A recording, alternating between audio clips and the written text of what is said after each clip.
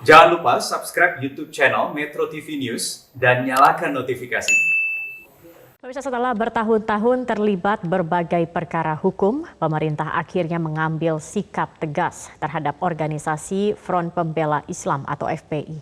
Melalui surat keputusan bersama, pemerintah membubarkan FPI, menyatakannya sebagai organisasi terlarang dan melarang semua aktivitas yang mengatasnamakan FPI. Kami akan membahasnya bersama Ahmad Syahroni, Wakil Ketua Komisi 3 DPR RI. Selamat sore Mas Syahroni. Mas Syahroni, pemerintah tidak memperpanjang izin FPI sebagai ormas karena ada syarat yang belum dipenuhi. Bagaimana tanggapan DPR? Apakah ini sudah sesuai dengan ketentuan?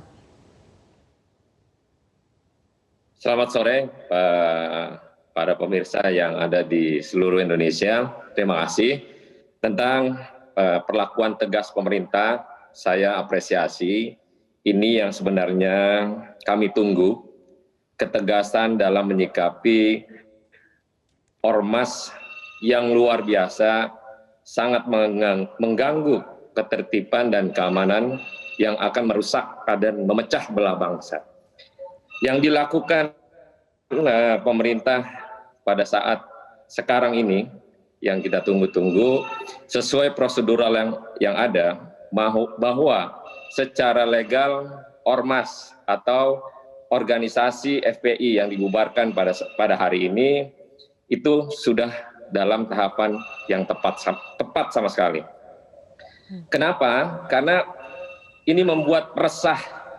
Ini adalah musuh negara yang akan merusak bangsa kita dalam tatanan tata kelola yang cukup baik pada pemerintahan yang sekarang.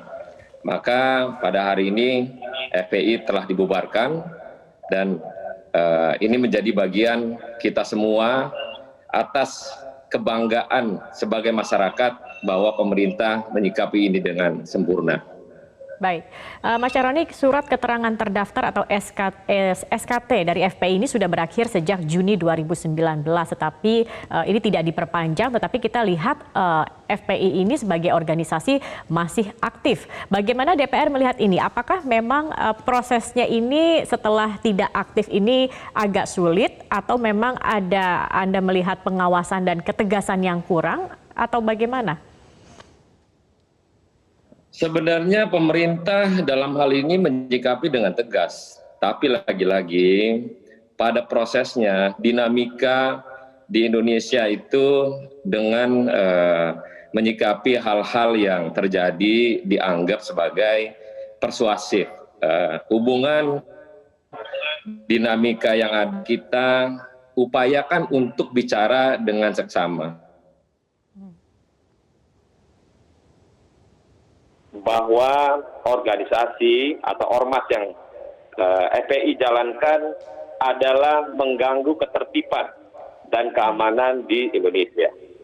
Maka itu dari tanggal 19 Juni 2019 tidak diperpanjang, itu adalah bukti. Tapi kalau memang dalam tahapannya berprosesnya ketidaktegasan dari para aparat penegak hukum, yaitu kepolisian, itu adalah hasil komunikasi yang secara manusiawi untuk bicara dengan kesadaran untuk menyikapi atau berbicara dengan MRS sendiri untuk tidak lagi melakukan aktivitas. Tapi per hari ini pemerintah telah melakukan ketegasan yang cukup hebat bahwa ormas atau organisasi yang dibubarkan ini menjadi ketegasan pemerintah, dan itu kita semua menunggu ini dari sebelumnya.